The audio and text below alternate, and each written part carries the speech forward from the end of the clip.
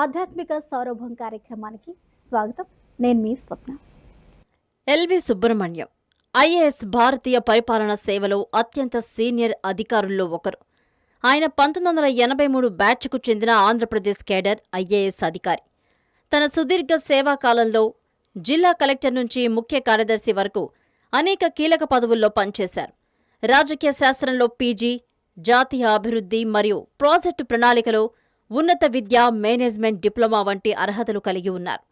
జిల్లా collector, joint secretary, principal secretary, అదనపు ప్రధాన కార్యదర్శి, స్పెషల్ చీఫ్ సెక్రటరీ, టీటీడీ ఈవోగా ప్రతిభావంతంగా పనిచేశారు. 2019లో ఆంధ్రప్రదేశ్ రాష్ట్ర ముఖ్య కార్యదర్శిగా బాధ్యతలు చేపట్టారు. పరిపాలన క్రమశిక్షణ, పారదర్శకత, సమర్థవంతమైన నిర్ణయాలకు ప్రసిద్ధి చెందారు. ప్రభుత్వ పరిపాలన, ఆర్థిక నిర్వహణ, విధాన రూపకల్పనలో దాదాపు 4 దశాబ్దాల అనుభవం కలిగి ఉన్నారు. పదవి విరమణ అనంతరం వివిధ సంస్థల్లో స్వతంత్ర డైరెక్టర్గా మరియు ప్రజా విధానాలపై సలహాదారుగా సేవలందిస్తున్న శ్రీ ఎల్వి సుబ్రహ్మణ్యం గారికి సనాతన ధర్మం, హిందూ సంప్రదాయాలు మొదలైన ఆధ్యాత్మిక విలువలపై ఎంతో ఆసక్తి. శ్రీ ఎల్వి సుబ్రహ్మణ్యం గారితో ఆధ్యాత్మిక సౌరభం కార్యక్రమం వీక్షించండి. ఎల్వి సుబ్రహ్మణ్యం గారు, నమస్కారం సార్. నమస్కారం అమ్మా. సార్, అలాగే మీరు ఐఏఎస్ చదివారు. ఐఏఎస్ చదివిన తర్వాత కూడా అన్ని పదవులు బాధ్యతలు మీరు స్వీకరించిన తర్వాత కూడా మీరు ఆధ్యాత్మికత వైపు, అదేవిధంగా ధార్మిక సంఘాలు కావచ్చు, ఆధ్యాత్మిక సదస్సులు కావచ్చు, వీటిలో మీరు మమేకం అవుతూ ఉంటారు. అయితే ఎందుకు మీరు ఆ దిశగా ఎలా వెళ్ళాలనిపించింది? అంతగా మమేకం అవ్వాలని కోరిక మీకు ఎలా వచ్చింది? ఇదేనమ్మా, ఇందాక మీకు చెప్పినట్టుగా చాలా మంచి ప్రశ్న. మా తండ్రి గారు, మా తల్లి గారు, మేము చిన్నప్పుడు వారు ఇలాంటి కార్యక్రమాలకి ఎక్కువగా మమ్మల్ని తీసుకెళ్ళేవారు. మేము విశాఖపట్నంలో పెరిగాను బాల్యంలో. అక్కడ వివేకానంద హాల్లో అనేక సంగీత కార్యక్రమాలు జరుగుతుండేవి. మాకు సంగీతం, ఇప్పటికి కూడా నాకు సంగీతం అంటే తెలియదు, కానీ సంగీతాన్ని వింటే నేను చాలా ఆనందంగా ఉంటాను. సంగీతం అయితే నాకు తెలియదు, నేనేమి పాడలేను గట్టిగా. సంగీతం, శాస్త్రీయ సంగీతం నాకు రాదు. కానీ శాస్త్రీయ సంగీతం ఎన్ని గంటలు పెట్టినా నేను వినగలను, చాలా ఆనందిస్తాను. రోజు పొద్దున్న విధిగా నేను మా భార్య కూర్చుని కాఫీ తాగుతూ ఒక అరగంట సేపు కనీసం శాస్త్రీయ సంగీతం వింటాం.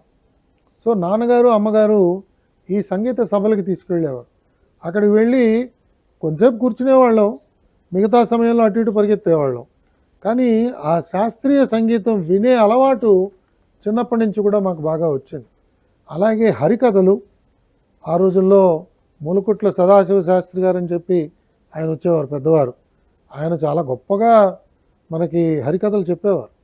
అలాగే ప్రవచనాలు, చిన్నప్పుడు ప్రవచనాలన్నీ కూడా ఎకరాల కృష్ణమాచార్య గారు ఆ రోజుల్లో విశాఖపట్నంలో చాలా గొప్పగా ప్రవచనాలు ఇచ్చేవారు. వారి ప్రవచనాలకి తరచూ వెళ్తుండేవాళ్ళం. ఇలాగ అనేక మంది ప్రవచనాలకు వెళ్ళటం, కార్యక్రమాలకు వెళ్ళటం, తర్వాత గుళ్ళకి, గోపురాలకి రెగ్యులర్గా వెళ్ళటం. ఎవరైనా ఇళ్ళకి వెళ్ళినప్పుడు ఆ సత్యనారాయణ వ్రతం జరుగుతుంటే అక్కడికి వెళ్ళి కూర్చోవడం. ఈ విధంగా చిన్నప్పటి నుంచి అలవాటైంది. తర్వాత సత్యసాయి కాలేజీలో బాబాగారు ప్రతి సంవత్సరం మాకు ఒక సమ్మర్ కోర్స్ అని చెప్పి ఒక 30 రోజుల కోర్సు పెట్టేవారు. ఆ summer course Indian culture and spirituality మీద పెట్టేవారు. వారు దేశం నుంచి అలాగే పరదేశాల నుంచి ఈ కల్చర్ మీద, సంస్కృతి మీద చక్కగా ప్రసంగించే వాళ్ళందరినీ కూడా పిలిపించేవారు. వారందరూ వచ్చి శ్రీరామాయణం మీద, మహాభారతం మీద, భాగవతం గురించి, భగవద్గీత గురించి, అలాగే కొన్ని సందర్భాల్లో న్యూ టెస్టమెంట్ గురించి, ఖురాన్ గురించి అక్కడక్కడ ఈ ఉపన్యాసాలు ఇచ్చేవారు. అలాగే సిక్కిజం గురించి మాట్లాడేవారు, జైనిజం గురించి మాట్లాడేవారు. సో అన్ని విశ్వాసాల గురించి ఉపన్యాసాలు ఉండేవి. చాలా లోతుగా కొన్ని ఉపన్యాసాలు సాగేవి. తెలుగులో కొన్ని ఉండేవి, ఇంగ్లీష్లో ఎక్కువగా ఉండేవి. ఈ ఎక్స్పోజర్ వల్ల కూడా ఇది ఒక గొప్ప సాంప్రదాయము, ఇందులో మనం తెలుసుకోవాల్సింది చాలా ఉన్నది అనే ఒక విషయం నాకు అవగతం అయింది. అంతకంటే ఎక్కువ చదువుకోలేకపోయినా ఆ రోజుల్లో. కానీ తర్వాత రాను రాను ఆంధ్రప్రదేశ్ రాష్ట్రంలో పనిచేయడం ప్రారంభించినప్పుడు సరే కొంత సాంస్కృతిక సభలకి వాటికి వెళ్ళటం అలవాటుగానే ఉంది.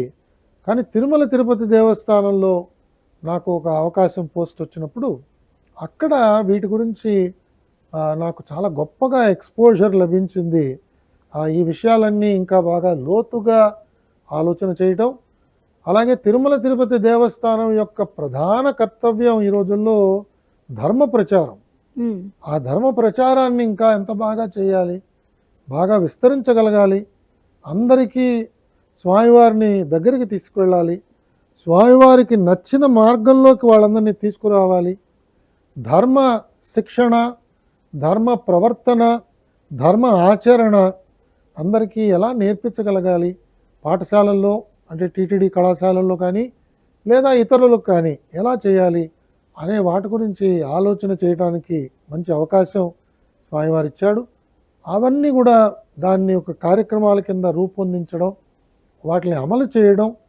సో అక్కడ ఉన్న 2 సంవత్సరాలు కూడా ఈ కార్యక్రమాల్లో తదేక రకమైన ఒక ధ్యానంతో చేయడం ఒక గొప్ప అనుభూతిని నాకు నింపింది.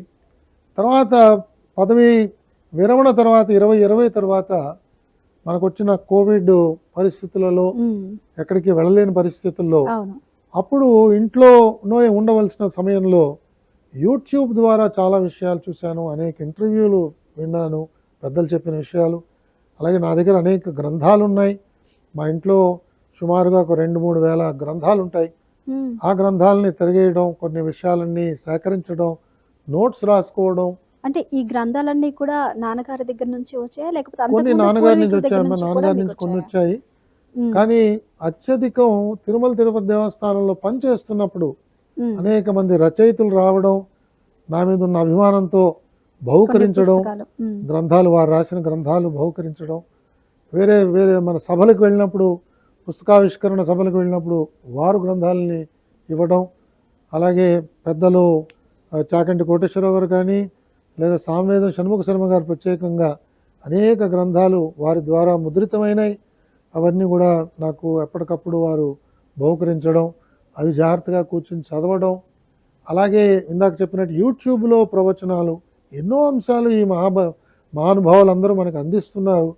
మనం కూర్చుని వినగలిగితే ఎన్నో గొప్ప పాఠాలు వారు చెప్తున్నారు. అవన్నీ కూడా వినటానికి నాకు అభిరుచి పెరగడం ద్వారా ఇలాగ ఈ కార్యక్రమాల్లో వెళ్ళటం, దాంట్లో కొంచెం నిమగ్నం అవటం. పెద్దవాళ్ళు ఎవరైనా మాట్లాడుతున్నారంటే నేను తప్పనిసరిగా ఏ కార్యక్రమానికి వెళ్ళినా ఒక నోట్బుక్ వెంట తీసుకువెళ్తానమ్మా. ఆ ప్రవచనంలో తెలియని విషయం వినంగానే అది రాసుకునే ఒక అలవాటు చేసుకున్నాను. తద్వారా విషయాలు నోట్ చేసుకోవడం, అది మళ్ళీ ఇంకొకసారి తీరిక సమయంలో చూసుకుంటే అది మనకి పునశ్చరణ జరుగుతుంది.